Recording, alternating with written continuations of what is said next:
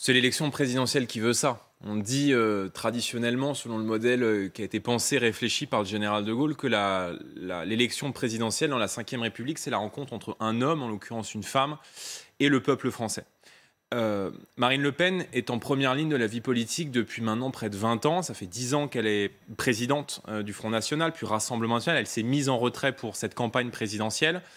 Les Français la connaissent bien, ils connaissent bien la femme politique, mais c'est vrai que parfois la dureté, la brutalité du monde politique, qui plus est lorsque, comme elle, vous êtes une femme, vous êtes une mère de famille, c'est la seule femme d'ailleurs qui est chef d'un parti politique en France, qui est aujourd'hui en capacité d'être présidente de la République. Alors maintenant, évidemment, Valérie Pécresse également, mais je veux dire par là qu'on a souvent l'image... Anne Hidalgo, Madame Christiane Taubira. Je pense que la probabilité d'être présidente de la République pour Anne Hidalgo ou pour Madame Taubira est un peu plus faible que pour Marine Le Pen. Mais je veux dire par là que beaucoup de Français, on peut encore avoir aujourd'hui l'image d'une forme de brutalité, d'une forme de solidité qui fait qu'on la connaît peut-être un peu moins bien en tant que femme. Or, Marine Le Pen a un parcours personnel, un parcours familial. C'est vrai qu'elle rappelait avoir sauté sur une bombe quand elle avait 8 ans, et finalement, c'est la politique qui est venue la chercher. Ça n'a pas été simple de grandir en qualité de fille de Jean-Marie Le Pen, d'avoir aussi subi la discrimination quand elle était à l'école. Des professeurs qui disaient aux autres enfants ce sont les filles Le Pen et donc tu ne dois pas te mettre à côté. C'était ce que disaient les parents, un certain nombre d'enfants. Tout ça, elle l'a connu, elle l'a en elle. Elle a beaucoup sacrifié sa vie personnelle, sa vie familiale, sa trajectoire de mère de famille aussi pour la politique.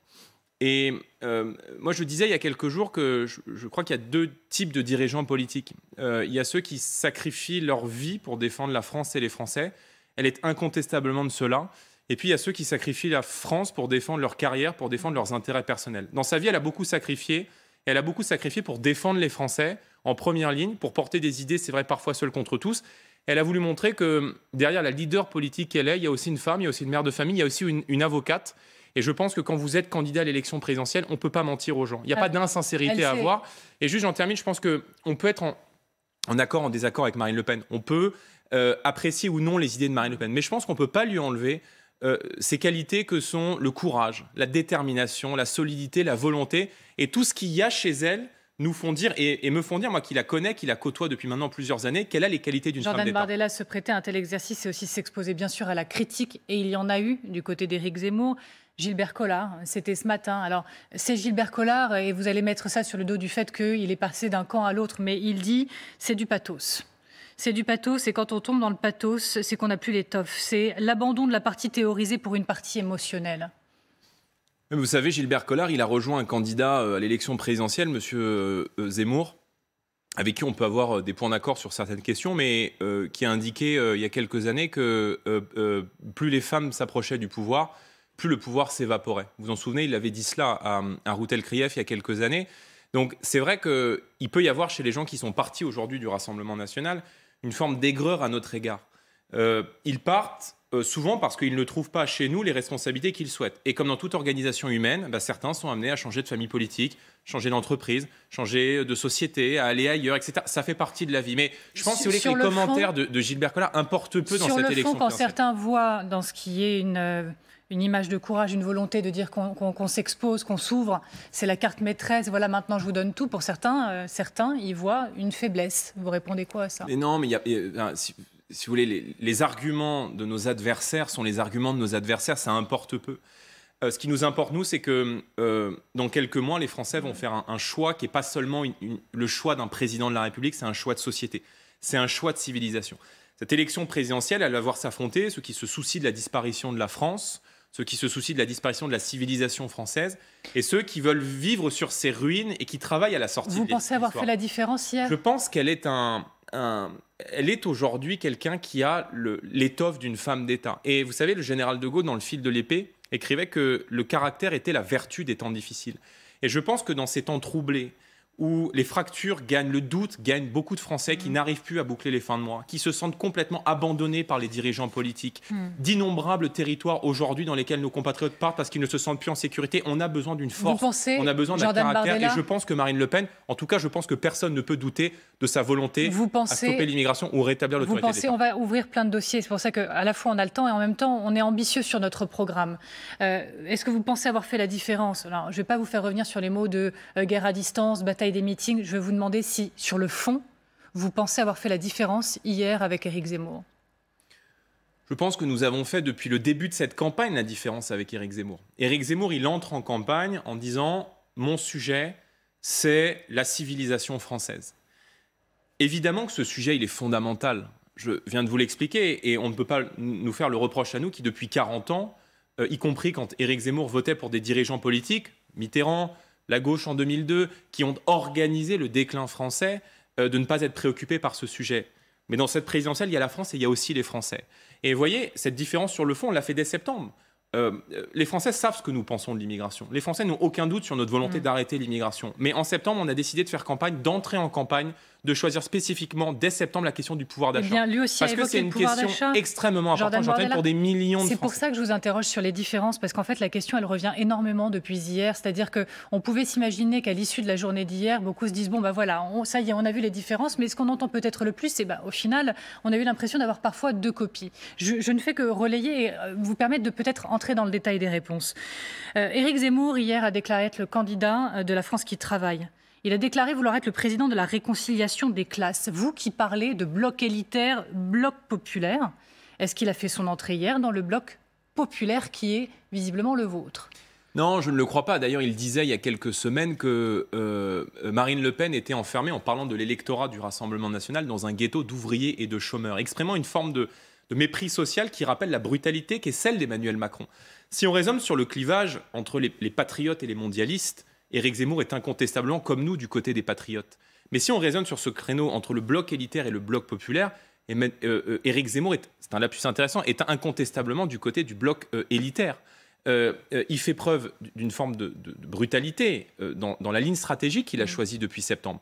Or, on voit dans tous les sondages aujourd'hui que Éric Zemmour est assez loin derrière Marine Le Pen dans les sondages. Il y a au moins 4-5 points d'écart dans les sondages parce que les Français voient bien qu'on arrive sur un plafond et que la stratégie d'Éric Zemmour, qui est peut-être, je vais vous faire un aveu, qui est peut-être une stratégie qu'on a utilisée il y a 30 ans, que le Front National utilisait il y a 30 ans, ne permet pas de se qualifier au second tour et ne permet pas de gagner parce qu'elle ne permet pas de rassembler les Français. Le moins qu'on puisse dire, c'est que, faites-moi grâce de ça, on ne peut pas dire que la volonté d'Éric Zemmour soit de rassembler les Français. Alors, je pense qu'on peut au moins nous faire grâce de ça. Quelques propositions, travailler plus pour gagner plus, donc il trouve que c'était très bien. Et Nicolas il y a Sarkozy. La fameuse prime à 3 000 €, une prime zéro charge avec zéro taxe, zéro URSSAF. C'est sans chiffrer ces mesures. Vous en pensez quoi d'une telle mesure? C'est la prime Macron. Donc, c'est la prime Macron. Il a pris du Nicolas Sarkozy, il a pris du Macron. Je vais être très clair, moi je ne vais pas faire le commentaire du programme d'Éric Zemmour. Je note que quand il est rentré en campagne, entre vous et Éric Zemmour. Quand Éric Zemmour est entré en campagne, il a dit la question du pouvoir d'achat ne m'intéresse pas, je ne suis pas là pour apporter 10 ou 15, 20 € à la fin du mois. Or, nous savons qu'il y a des millions de Français aujourd'hui qui n'arrivent plus à se chauffer, qui n'arrivent plus à se loger, qui n'arrivent plus à remplir le caddie de course. Et nous avons dès septembre, mais bien avant, ça fait 10 ans que Marine Le Pen est l'avocate de cette France des oubliés. Elle n'est pas la candidate des plateaux, elle n'est pas la candidate des grandes agglomérations, elle est la candidate de la France du peuple, elle est la candidate de la France des oubliés, de cette France populaire qui travaille, qui n'intéresse pas l'ensemble des responsables politiques. Et nous avons fait des propositions pour le pouvoir d'achat. Je ne suis pas là pour commenter les propositions d'Éric Zemmour. Nous avons fait des propositions concrètes pour augmenter les salaires, pour permettre à l'ensemble des chefs d'entreprise d'augmenter les salaires de 10% avec une exonération, par exemple, des cotisations patronales pendant 5 ans. On voit bien ça, c'est des mesures concrètes. L'enjeu du moment, en gros, c'est d'essayer de comprendre à quel point Éric Zemmour peut, oui ou non, marcher sur votre territoire, votre terrain électoral à vous. C'est vrai que jusqu'à maintenant, vous aviez ce bénéfice électoral de parler au vote populaire. Il essaye maintenant d'y aller. A-t-il le capital et la possibilité d'y arriver? C'est ça la question. Lui, il veut parler aux classes populaires. Hier, il parle aux classes moyennes, à la ruralité. Il parle de l'importance du pouvoir d'achat. Il reprend même un slogan qui est le vôtre, finalement, rendre l'argent aux Français. Oui, mais c'est une forme d'hommage. Enfin, je pense que les Français ne sont pas dupes de cela. C'est-à-dire qu'à 2 mois des élections, tout le monde parle comme le Rassemblement national. À 2 mois des élections, tout le monde parle comme les Le Pen. À 2 mois des élections, on vient expliquer qu'il y a un problème d'immigration, on va expliquer qu'il y a un problème de pouvoir d'achat, on vient expliquer que la mondialisation fait des dégâts, mais à un moment donné, les Français savent faire la différence entre ce qui relève de la sincérité et ce qui relève de l'opportunisme électoral. Ce que je regarde aujourd'hui, c'est que Marine Le Pen, elle est dans tous les sondages la mieux placée. Elle est qualifiée au second tour dans une grande partie des sondages. La campagne est encore très longue, mais elle est surtout donnée au coude à coude avec Emmanuel Macron dans les intentions de vote de second tour. Ce qui veut donc dire qu'elle est capable de gagner cette élection présidentielle, on le voit dans les sondages, qu'elle est en tout cas en capacité de rassembler le camp patriote au second tour pour s'opposer au bloc élitaire d'Emmanuel Macron. Je pense aujourd'hui qu'autour de Marine Le Pen est en train de se constituer un grand mouvement populaire et national qui dépasse les clivages. Vous me demandiez une différence avec Éric Zemmour. Éric Zemmour, il dit dans cette élection, moi je veux faire l'union de la droite. Moi je n'ai pas envie, pardon, mais de faire une alliance avec Valérie Pécresse, avec Xavier Bertrand ou avec des gens qui ont mis notre pays dans la situation dans laquelle il est aujourd'hui et qui ont affaibli considérablement notre pays, qui ont supprimé des policiers, qui ont augmenté les impôts, qui ont transféré nos pouvoirs à l'Union européenne. Je ne veux pas faire alliance avec ces gens-là. Et je pense que raisonner de cette manière-là, c'est-à-dire sur des clivages qui sont complètement dépassés, c'est quelque chose de revanchard. On n'a pas de revanche à prendre de la droite sur la gauche, on est dans autre chose. Jordan Bardella. Donc nous parlons à tous les Français, d'où qu'ils viennent, quel qu'ait été leur choix politique passé, et notre projet n'est pas de sauver la droite, mais de sauver la France. Alors, Marine Le Pen a dit cette semaine, et ça a fait grand bruit, que le zémorisme, c'était le communautarisme. Alors, elle a évoqué des chapelles qui se reconstitueraient autour d'Éric Zemmour, avec les païens, quelques nazis, mais aussi les catholiques traditionnalistes. Robert Ménard, il était sur ce plateau hier soir en soutien total à Marine Le Pen. Et il la défend. Et il parle quand même d'une maladresse. Il dit qu'il ne faut pas utiliser des mots qui blessent certains si on veut rassembler. Le rassemblement, on le fera évidemment au second tour. Et il y a chez Éric Zemmour des patriotes sincères. Moi, je ne suis pas en guerre avec Éric Zemmour. Éric Zemmour n'est pas mon adversaire. Je sais que ça fait un peu vendre. Je sais que le fait d'opposer Le Pen à Zemmour, ça permet de faire vendre, d'alimenter un peu les chaînes d'infos, d'alimenter les titres de presse. Mais d'abord, ce n'est pas ce qui intéresse les Français. Les Français s'intéressent à ce qu'on propose pour leur pouvoir d'achat, pour leur sécurité.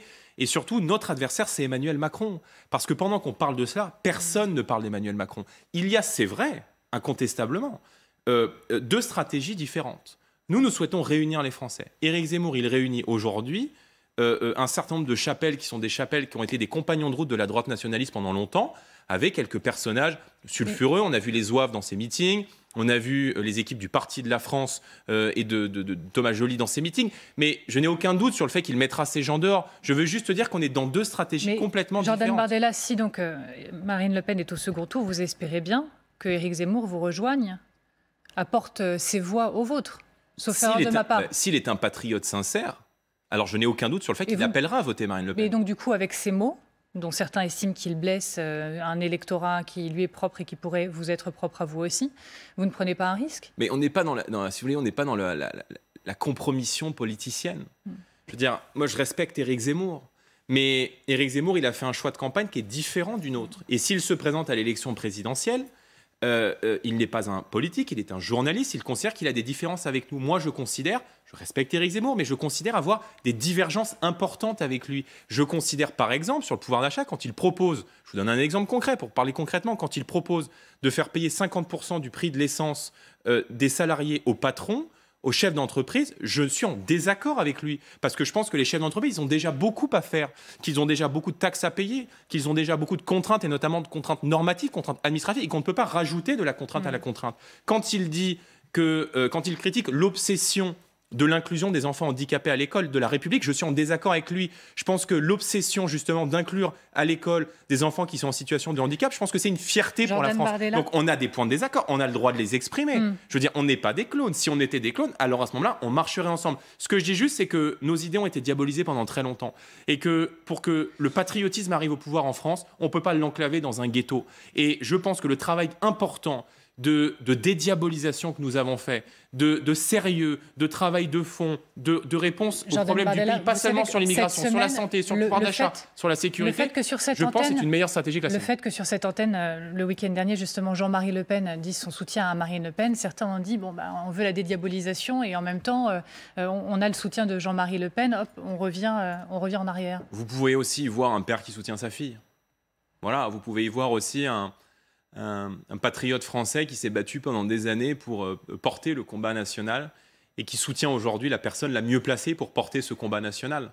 Vous savez, parfois il y a des choses très compliquées, il y a des choses très conceptuelles, très philosophiques à analyser. Je pense qu'on est là simplement devant le soutien d'un père à sa fille qui a probablement la fierté de porter aujourd'hui ce flambeau et de l'avoir aujourd'hui quasiment à égalité au second tour avec Emmanuel Macron. Est-ce que la séquence des ralliements verts Éric Zemmour est terminée? Je rappelle, c'est un secret pour personne que vous entretenez avec Stéphane Ravier demain. Il est sénateur du Rassemblement national à Marseille. Je rappelle juste le contexte pour vos téléspectateurs. Il y a 4 conseillers municipaux sur 9, je crois, de son groupe qui sont partis parce qu'il a refusé de sanctionner une élue qui a parrainé Éric Zemmour. Alors, ça a été vu comme une sanction, le retrait de soutien à Marine Le Pen de ce groupe pour dire à Stéphane Ravier, on ne va pas dans ton sens.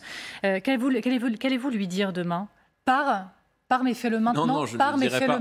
Non, je ne lui dirai pas de partir. Stéphane Ravier est un sénateur qui a beaucoup de qualités, qui a été maire d'un arrondissement de Marseille, qui évidemment était sénateur réélu et qui fait partie du Rassemblement national. Il l'a dit, il s'est exprimé dans les médias il y a quelques jours en disant qu'il ferait la campagne de Marine Le Pen, en tout cas il lui apporterait son parrainage et qu'il lui apporterait sa voix. Parce que lui il dit si on veut me mettre à la porte qu'on me le dise, au moins ce sera clair. Je vous le dirai, mais écoutez, on aura l'occasion de s'entretenir demain. Stéphane m'a demandé un rendez-vous, on aura l'occasion de s'entretenir par téléphone demain, donc je vous dirai à l'issue, en tout cas s'il accepte qu'on communique sur cet entretien, ce qu'il en est. Mais si vous voulez, vous m'avez posé il y a quelques minutes la question, est-ce que la vague de ralliement est terminée? Moi, ce que je n'accepte pas, c'est la duplicité. Vous voyez, quand il y a des gens qui ont signé un engagement sur l'honneur, un engagement de parrainer une candidate à l'élection présidentielle, que ce sont des gens que nous avons pris sur nos listes, que nous avons fait élire, à qui nous avons accordé des responsabilités. Certes, ils ont beaucoup de qualités personnelles, beaucoup de qualités individuelles, mais je veux dire parfois un peu de modestie. Et ce que je n'accepte pas, c'est la duplicité. Vous savez, les 2-3 personnes qui sont parties, les 2-3 parlementaires qui sont partis, ils n'ont même pas passé un coup de téléphone.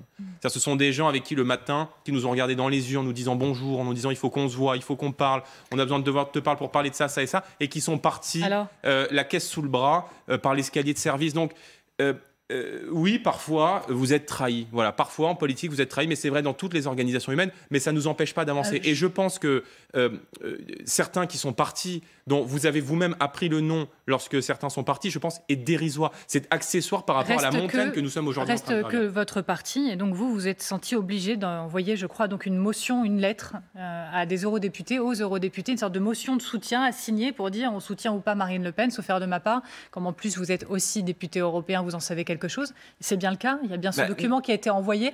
Et surtout, ma question, c'est de savoir, est-ce que tout le monde a signé en disant oui, motion de soutien à Marine Le Pen? Mais oui, ils ont signé, et je veux même vous dire, on est à 2 mois de l'élection présidentielle.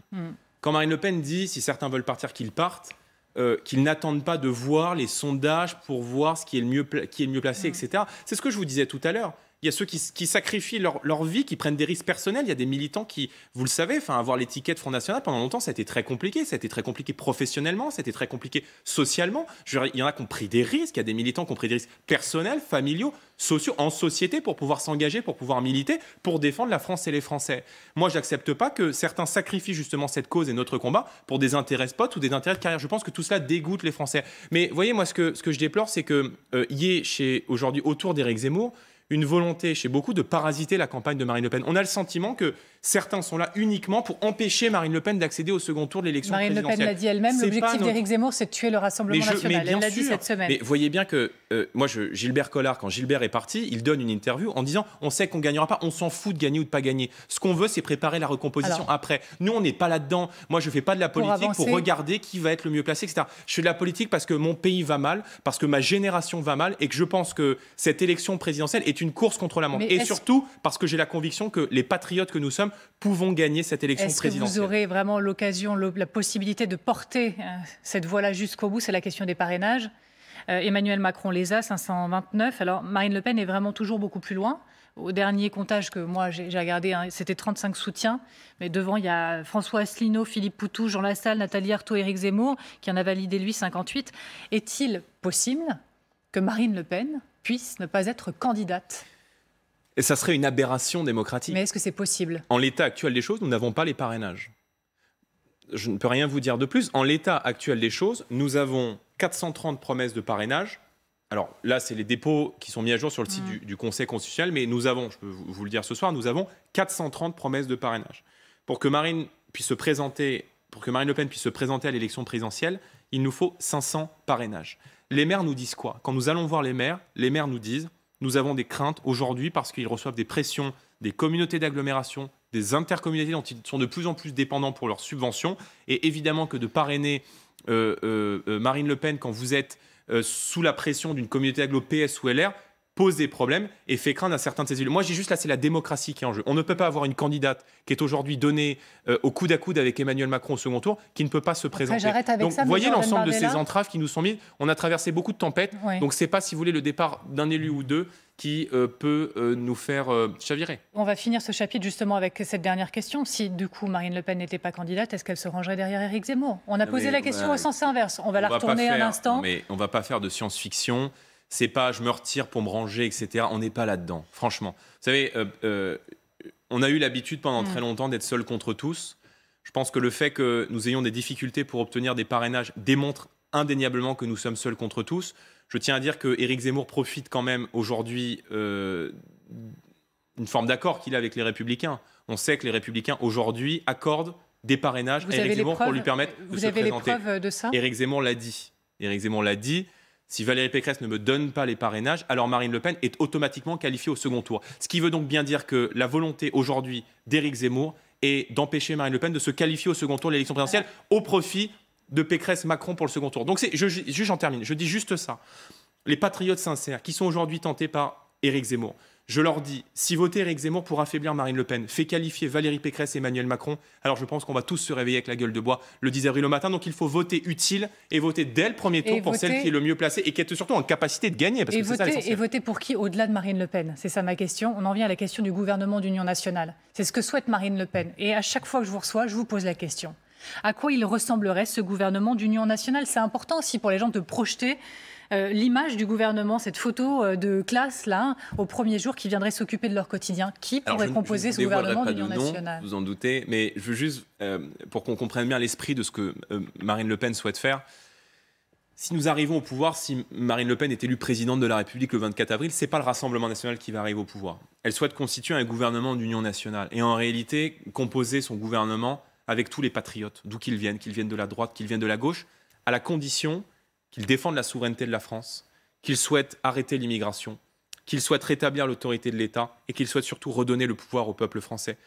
Et le paradoxe, c'est que nos idées sont majoritaires dans le pays. C'est que quand vous interrogez les Français sur la question de l'immigration, sur la question du changement de population, sur la question du laxisme de la justice, sur la question de la pression fiscale, ils sont d'accord sur l'Europe des nations, sur la nécessité de faire le référendum d'initiative citoyenne, sur toutes ces grandes mesures de bon sens. Il est déjà composé, le gouvernement, sur le papier. Il est déjà prêt. Vous êtes prêt à gouverner? Bien sûr que nous sommes prêts à gouverner. Vous avez donc votre gouvernement? Le gouvernement se constituera au moment où nous devrons constituer le gouvernement. Vous vous doutez bien que Marine Le Pen a évidemment son idée sur qui elle souhaite mettre dans son gouvernement. Elle a d'ores et déjà indiqué que Jean-Paul Garot serait nommé ministre de la Justice. Jean-Paul Garot est un ancien député des Républicains, qui a été magistrat, vous seriez ministre qui est le père de quoi, vous, Jordan du Parquet Bardella national antiterroriste. C'est pas moi qui le décidera. Je suis assez modeste. Et je ne me suis pas engagé en politique pour l'obsession d'être ministre, si vous voulez. Ce n'est pas là mon combat. Pardonnez-moi pour cette transition, mais pas pour l'obsession potentiellement du salaire non plus. Il y a cette info de cette semaine qui indique que vous seriez donc bénévole au poste de président intérimaire du Rassemblement national, puisque Marine Le Pen continuerait de toucher les 5 000 € qui revient à ce poste-là. Vous nous le confirmez? Et auquel cas, est-ce que ce n'est pas un problème pour vous? Mais moi, je suis président par intérim du Rassemblement national. Donc, je ne bénéficie pas de salaire comme président du Rassemblement national. Marine Le Pen avait comme présidente du Rassemblement national une enveloppe forfaitaire qui lui permettait de fonctionner, de travailler, de faire ses déplacements avec une enveloppe forfaitaire. Donc, compte tenu du fait qu'elle continue à avoir un poste de premier rang, elle conserve évidemment cette enveloppe forfaitaire. Vous serez candidat dans le Var ou pas? C'est l'autre info. Il y a une petite actualité quand même qui vous concerne cette semaine. Est-ce que vous serez oui ou non candidat dans le Var? Ma décision n'est pas prise. Pour l'instant, je fais campagne pour l'élection présidentielle. Je fais campagne pour que Marine Le Pen soit élue présidente de la République. Et nous verrons ensuite si je serai candidat ou non aux élections législatives. En tout cas, il n'y aura pas que des gens du Rassemblement national. Il faut bien comprendre que ce qu'on souhaite faire est un grand rassemblement très très large de l'ensemble des patriotes d'où qu'ils viennent. Donc évidemment que les gens du Rassemblement national, les visages qui sont bien connus aujourd'hui, seront en première ligne, qui auront vocation à être les prochains parlementaires, les prochains députés, les prochains ministres qui voteront, qui appliqueront les lois. Mais il y aura aussi beaucoup de gens qui vont nous rejoindre. Quant à moi, aux élections législatives, je vous avoue que ma décision n'est pas prise. Quant à vous, Jordan Bardella, est-ce que le fait d'être mis en examen, c'est vous-même qui l'avez annoncé cette semaine, est un problème dans ces prochaines semaines, dans cette ambition, par exemple, qui pourrait être la vôtre dans le Var? Vous avez été mise en examen pour avoir qualifié la ville de Trappes de République islamique en octobre 2021. Ça ne vous pèse pas? Ce n'est pas un sujet pour vous? Mais est-ce que vous vous rendez compte que je suis conseiller régional d'Île-de-France, je suis député, je représente des électeurs, les électeurs qui m'ont élu, et je suis mis en examen pour avoir comparé la ville de Trappes, qui est indirectement dans ma circonscription, c'est-à-dire dans la région Île-de-France, ville de Trappes qui est là, d'après M. Keppel, la capitale européenne du djihad, puisque 85 personnes sont parties combattre en Syrie, c'est-à-dire 1 habitant sur 500 dans cette ville, que vous avez des dizaines d'articles de presse qui font état de l'enclave islamiste qu'est devenue cette ville. Vous avez des bars, on était contraints d'arrêter de vendre de l'alcool pour pouvoir faire revenir de la clientèle. Vous avez des enseignants, je me souviens de M. Le Maire, Didier Le Maire, ce professeur de philosophie qui a été mis sous protection policière, car il a dénoncé l'islamisation de la ville. Et pour avoir indiqué que cette ville était une république islamique, je suis poursuivi par la justice suite à une plainte du maire de Trappes. Mais est-ce que vous vous rendez compte à quel point on marche sur la tête dans ce pays? Est-ce que vous vous rendez compte qu'au moment où une de vos confrères d'M6, une journaliste Ophélie Meunier, qui a fait un reportage sur la ville de Roubaix pour montrer, pour dénoncer, pour mettre des mots sur le réel, à savoir la prise de pouvoir des fondamentalistes islamistes dans la ville de Roubaix et dans d'innombrables villes françaises, est placée sous protection policière. Moi, je suis mis en examen pour avoir comparé la ville de Trappes à une république islamique. Donc, si vous voulez, ce que je dénonce, c'est que le politologue Alexandre Delval dit qu'il y a les coupeurs de tête et les coupeurs de langue. Les coupeurs de tête, ce sont les djihadistes. Ce sont les djihadistes qui ont tué au Bataclan, qui ont tué à Charlie Hebdo, qui ont tué sur la promenade des Anglais à Nice, qui ont tué près de 260 de nos compatriotes depuis maintenant 2012. Mais il y a aussi ceux qui lancent des fatwas, ceux qui nous mettent des fatwas sur le front. Et le simple fait aujourd'hui de critiquer l'islamisation de notre société, de dénoncer la conquête islamiste qui s'organise dans d'innombrables banlieues, vous génère automatiquement une cible, une fatwa sur le front. Bardella, on verra du coup ce qu'en dit la justice. Cette mise en examen, du coup, elle sera à suivre. Du côté de l'islam de France, le Forum de l'islam de France, voilà ce qui prend le relais du Conseil français du culte musulman. L'objectif de l'exécutif, c'est de trouver un partenaire fiable, en somme, si je dois résumer.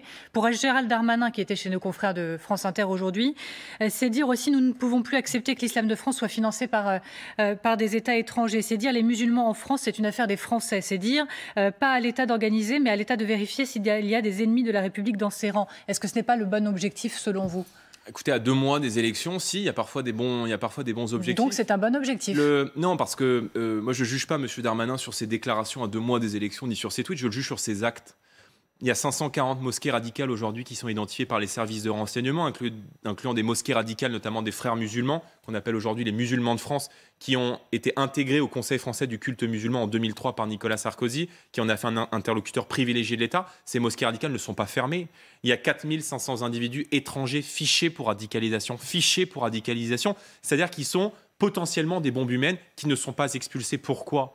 Il y a des dizaines d'associations qui ont refusé de signer la charte de la laïcité. Je pense par exemple au mouvement Foi et Pratique, qui est le mouvement salafiste en France, d'influence salafiste en France, le mouvement du Tablir, qui est le mouvement fondamentaliste islamiste qui est piloté par Erdogan depuis la Turquie, qui n'ont pas signé la charte de la laïcité. Ces associations ne sont pas dissoutes. Pourquoi ? Donc, M. Macron comme M. Darmanin, ils ont eu la main molle sur la montée de l'islam politique dans notre pays et ils ont abandonné des centaines de quartiers dans notre pays à des islamistes. Vous savez que Gérald Darmanin, il a redit, parce que ce n'est pas la première fois, que pour lui, la plus dangereuse, en gros pour le pays, c'est Marine Le Pen. Celle qui m'inquiète, c'est Marine Le Pen. La question lui a été posée sur France Inter, comment la contrer ? Réponse de Gérald Darmanin, Marine Le Pen, elle parle, nous on fait. C'est nous qui avons fermé les officines islamistes, dit-il. C'est nous qui permettons aujourd'hui de fermer les lieux de culte radicalisés. C'est nous qui avons permis d'expulser 1400 personnes qui étaient fichées et des criminels. Votre réponse à vous, à la réponse que vous fait en quelque sorte Gérald Darmanin. Mais je peux vous refaire la même réponse que je viens de vous faire. Il y a des centaines de mosquées radicales qui ne sont pas fermées. Il y a des individus étrangers fichés pour radicalisation, 4500. Pourquoi est-ce qu'on ne les expulse pas ? Pourquoi est-ce qu'on ne dissout pas ces associations ? Et surtout, pourquoi est-ce qu'on n'arrête pas l'immigration ? Parce que l'islam politique ne pousse pas dans les campagnes normandes. L'islam politique, il est importé sur notre sol par l'importation d'une immigration massive qui se nourrit du communautarisme pour développer du fondamentalisme islamiste. Donc, je veux dire, à un moment donné, il faut appeler un chat un chat. Il faut surtout, la première des mesures à prendre pour lutter contre l'islamisme dans notre pays, c'est d'arrêter l'immigration, c'est d'arrêter les flux. Les radicaux, ils ont gagné aujourd'hui. Quand on voit, c'est un sondage qui avait été fait par l'IFOP l'an dernier, que 65% des jeunes lycéens, jeunes musulmans lycéens considèrent que la charia est supérieure aux lois de la République. On sait qu'il y a une génération de perdus, on sait que les radicaux, ils ont gagné. Donc si nous sommes élus, nous ferons voter un projet de loi, une loi sur l'islamisme. Et cette loi sur l'islamisme, elle a vocation à interdire l'idéologie islamiste, pas l'islam, l'idéologie islamiste, comme le nazisme est interdit et combattu.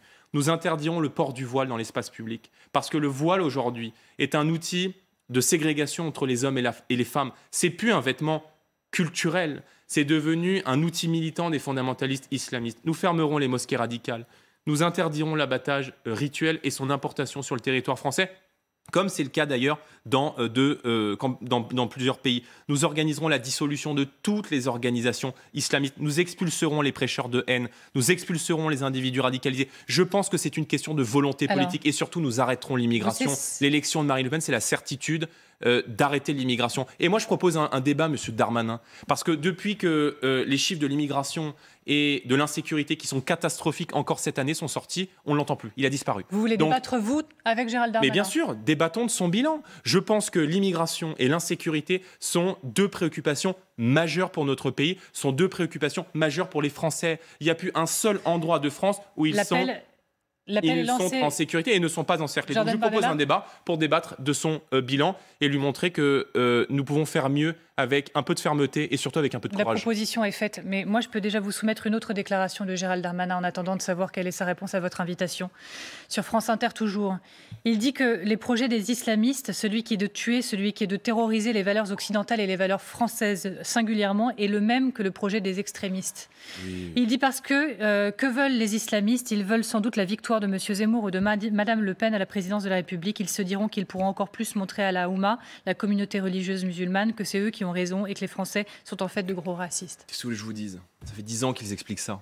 Ça fait 10 ans qu'on subit des attentats sur le territoire français, qu'ils expliquent. Ils ont le culot d'expliquer que c'est de notre faute. Enfin, je veux dire, c'est pas sérieux. Donc, débattons de cela avec Gérald Darmanin. Parlons de son bilan. Et je vais lui demander pourquoi est-ce qu'il ne ferme pas les mosquées radicales? Pourquoi est-ce qu'il n'arrête pas l'immigration? Je veux dire, ils auront été, en tout cas, Emmanuel Macron aura été le président de la submersion migratoire. Tous les voyants sont au rouge en la matière. Et je vais vous dire, pour répondre à la question que vous m'avez posée tout à l'heure, je ne vous ai pas répondu. Quand M. Darmanin dit Marine Le Pen est la plus dangereuse pour la République, elle n'est pas la plus dangereuse pour la République, elle est la plus dangereuse pour la Macronie.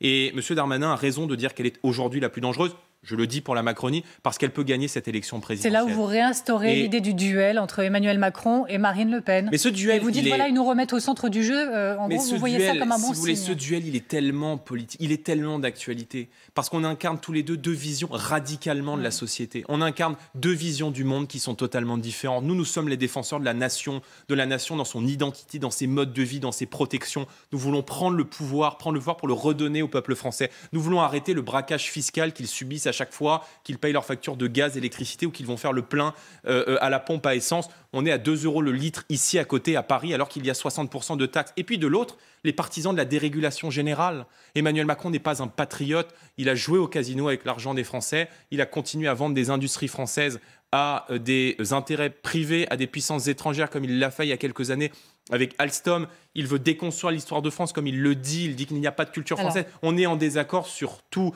On est peut-être le seul point d'accord qu'on a avec lui, c'est que le clivage entre la gauche et la droite, il est passé. Et que pour faire entrer la France dans le 3e millénaire, eh bien, nous considérons qu'il faut réhabiliter la nation dans ses protections, dans sa grandeur et dans son indépendance. Voilà, pas la droite, pas la gauche, ça c'est, vous le dites, effectivement un point commun avec Emmanuel Macron, entre Marine Le Pen et Emmanuel Macron aujourd'hui. Ni la droite ni la gauche, ceux qui croient en la France contre ceux qui n'y croient plus. Il n'est donc pas encore officiellement candidat Emmanuel Macron. On va revenir sur les raisons sanitaires et surtout sur les dossiers diplomatiques. L'Ukraine va nous intéresser particulièrement dans quelques instants. Et juste dans les phrases de campagne de la semaine, il y a eu celle de Christian Jacob des Républicains qui a un petit peu résonné, qui accuse en gros le président de détournement de fonds publics en ne se déclarant pas, mais en étant déjà en campagne. Est-ce que ce sont des propos que vous pourriez reprendre à votre compte? C'est en tout cas un manque de respect pour les Français, un manque de respect pour la démocratie. vous souvenez, Emmanuel Macron avait dit il y a quelques mois, il avait dit qu'ils viennent me chercher en parlant des Gilets jaunes. Et écoutez, moi, je l'appelle à sortir de l'Élysée, à venir débattre dans l'arène. On ne peut pas, si vous voulez, avoir un bilan qui est aussi, je ne trouve pas le mot, mais qui a autant divisé, qui a autant brutalisé le peuple français. Enfin, personne n'a oublié les Gilets jaunes. Il y a eu le Covid, mais personne n'a oublié les Gilets jaunes, personne n'a oublié les mobilisations contre la réforme des retraites, personne n'a oublié les dizaines d'émeutes, personne n'a oublié les agressions contre les policiers, personne n'a oublié l'émergence d'une mouvance anti-flic avec laquelle Emmanuel Macron a eu une forme d'ambiguïté. Personne n'a oublié la crise sanitaire où on a manqué de tout alors qu'on a délocalisé l'ensemble de nos filières de masques, de médicaments. Donc, qu'ils viennent débattre avec nous et se soustraire au débat de premier tour de la présidentielle, ça pose un problème. Ils ne souhaitent pas débattre. Mais pourquoi ? Ils ne souhaitent pas assumer son bilan. Gabriel Attal l'a dit la semaine dernière, ce serait 1 heure et quelques de pilonnage du président de la République pour 10 minutes de que pense Emmanuel Macron. Donc il ne faut pas toucher à Jupiter. Non mais c'est ça, c'est-à-dire qu'il ne faut pas toucher à... mais merci Monsieur Attal de cet aveu. C'est qu'il ne faut pas toucher à Jupiter. Démocratiquement parlant. On a Jupiter qui est perché au 3e étage, au 2e étage de l'Élysée, qui souhaite être candidat à l'élection présidentielle, mais qui ne souhaite pas faire campagne, qui ne souhaite pas débattre avec ses concurrents. Je pense que c'est un manque de respect pour la démocratie et c'est surtout un manque de respect pour les Français. On va venir au dossier, encore une fois, ukrainien, mais estimez-vous que Emmanuel Macron, pas encore candidat, a peut-être déjà à son crédit une chose, le bilan économique? Je précise ma question. Il y a eu le chiffre record de baisse du nombre de chômeurs dans le pays de catégorie 1. Il y a eu la croissance, un rebond historique depuis une 50aine d'années. Cette semaine, on a appris aussi la création d'emplois plus de 600 000, avec aussi un inversement de la tendance des relocalisations, plus d'usines, même si ça ne crée pas encore beaucoup d'emplois et même si le déficit commercial est toujours très important. Mais est-ce qu'au-delà des clivages partisans, encore une fois, vous dites bon point pour la France, au passage, du coup, bon bilan pour le président sur ce front? Il y a surtout un effet de rattrapage. Moi, je vois l'ensemble des ministres se réjouir des plus 8% de croissance. Tout le monde s'accorde à dire qu'avec 2 années de confinement, quand tout était fermé, quand on passe de -7 à +8, il y a incontestablement un effet de rattrapage par rapport aux années précédentes. Il y a peut-être un contexte mondial aujourd'hui qui est un peu plus favorable, mais moi, ce qui m'intéresse, c'est les Français. Et je pense que les Français, aujourd'hui, ne vivent pas mieux maintenant qu'il y a 5 ans. Elle est là, la réalité. Quand le New York Times titre que la France est championne du monde de la relance de la sortie de crise. Moi, si vous voulez, le New York Times, je veux dire, quand des millions de gens n'arrivent plus à boucler les fins de mois, quand des millions de gens n'arrivent plus à payer les factures, quand vous avez des retraités qui vivent avec 8 € par jour, quand vous avez un Français sur 5 qui, l'an dernier, a renoncé à se chauffer parce qu'il n'en avait plus les moyens et qu'on doit mettre un pull plutôt que d'allumer le chauffage parce que la facture est trop chère, quand le gaz a augmenté de 40%, si vous voulez, on peut toujours brandir la une du New York Times, mais la une du New York Times, elle n'aide pas à payer les factures, elle n'aide pas à remplir le caddie de course. Il y a un sondage Odoxa qui est sorti en fin d'année dernière qui dit que 75% des Français disent avoir perdu du pouvoir d'achat depuis 1 an. Donc la grande priorité, ça doit être de redonner du pouvoir d'achat aux Français. Et notre projet consiste à redonner aux Français, à la France, à la fois redonner aux Français leur pays et leur redonner leur argent. Il y a des mesures concrètes, vous savez, nous ce qu'on souhaite faire, c'est de déclarer l'ensemble des produits énergétiques comme des produits de première nécessité. C'est-à-dire que le carburant, le gaz, le fioul, l'électricité doivent être des produits de première nécessité. Et on doit passer la TVA de 20% à 5,5%. On le fera dès l'élection de Marine Le Pen, ce qui va permettre de redonner du pouvoir d'achat aux Français. Sur un plein de 40 litres, c'est 8 € de gagné. Et 8 € multipliés par 4 semaines dans un mois, je peux vous dire que pour beaucoup de Français, c'est beaucoup. Quand allez-vous présenter votre programme chiffré? Parce que c'est toujours un enjeu de crédibilité dans la campagne. Dans les prochaines semaines. Écoutez, en matière de crédibilité, je pense que quand je regarde les propositions de Valérie Pécresse et d'Éric Zemmour, je pense qu'on peut au moins dire que le sérieux a changé de camp. Marine Le Pen était il y a quelques jours devant les chefs d'entreprise d'éthique, devant des chefs de TPE-PME, qui est un syndicat de petites et moyennes entreprises. Les chefs d'entreprise disent quoi? Disent on a été convaincus. Enfin, c'est pas moi qui le dis, c'est vos confrères qui étaient sur place. C'est l'article du Figaro qui dit, y compris l'ancien patron de la SNCF, qui dit elle est solide, qui dit ça nous a convaincus ce qu'elle propose pour les chefs d'entreprise. C'est-à-dire que sa logique de tout pour les TPE-PME, de baisser les impôts de production, de simplifier les normes, de faire le patriotisme économique, de leur donner une priorité dans la commande publique, ça parle aux chefs d'entreprise.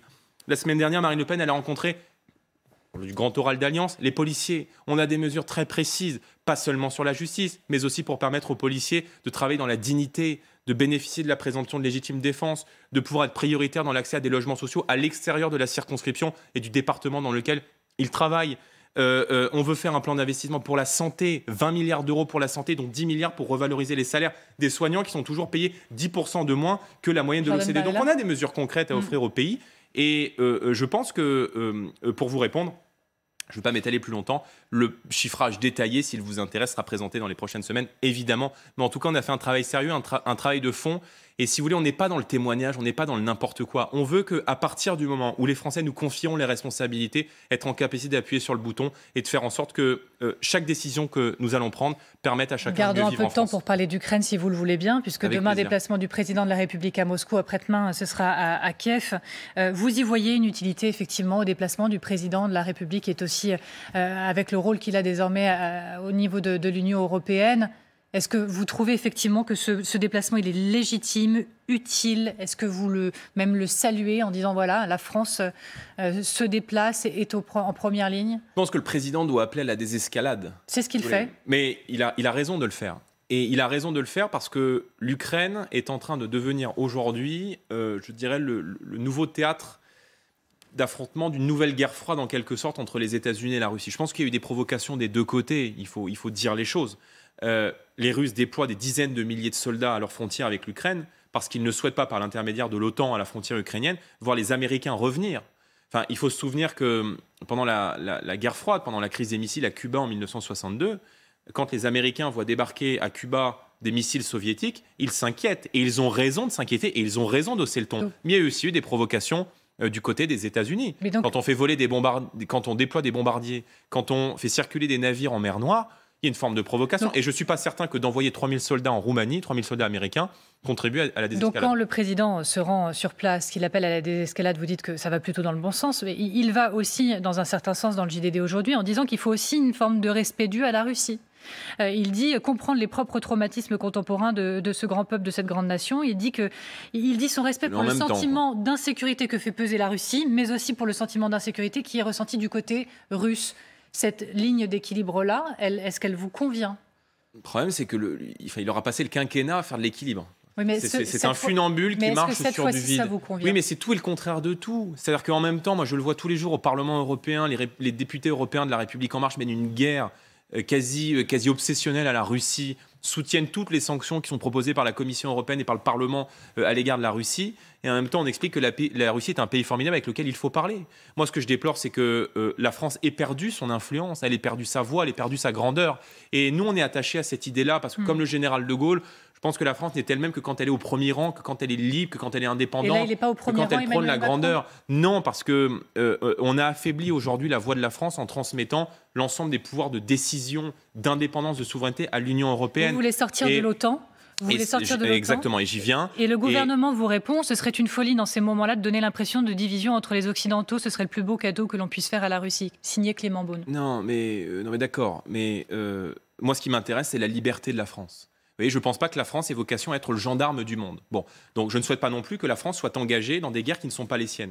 Ce que nous disons, c'est que, et Marine Le Pen s'y emploiera, c'est que nous devons retrouver des relations équilibrées à la fois avec les États-Unis, à la fois avec la Russie.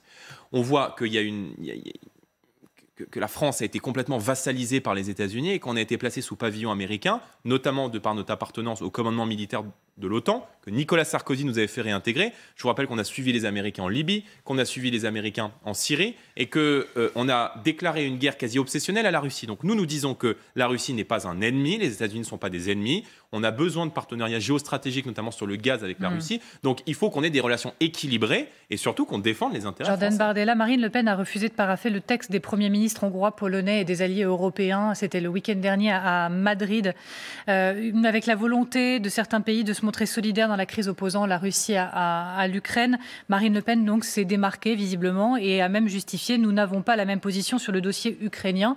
N'est-ce pas un problème avec ceux qui pourraient être vos alliés au niveau européen d'avoir une telle différence de fond sur un dossier aussi majeur? Non, parce que l'alliance européenne des nations qu'on souhaite construire en remplacement de cette Union européenne qui broie les peuples, qui leur impose une submersion migratoire, qui prend beaucoup d'argent et dont on voit effectivement peu les répercussions ensuite dans les dépenses qui sont faites, qui les expose à la concurrence internationale déloyale, qui crée la concurrence à l'intérieur entre l'Europe de l'Est et de l'Ouest, notamment avec la directive du travail détaché. Nous, ce qu'on souhaite faire, c'est une Europe autour de l'idée de nation, autour de l'idée de souveraineté.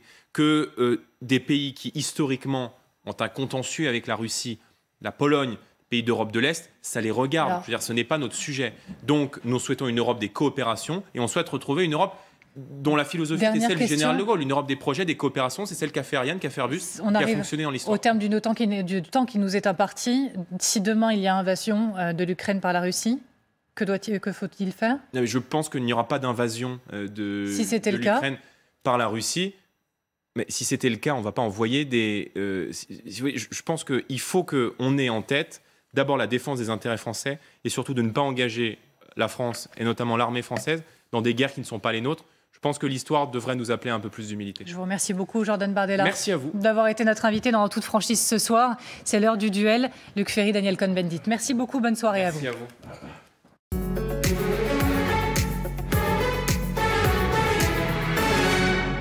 Ferry, Daniel Cohn-Bendit, bonsoir messieurs. Bonsoir madame. Alors, vous avez suivi...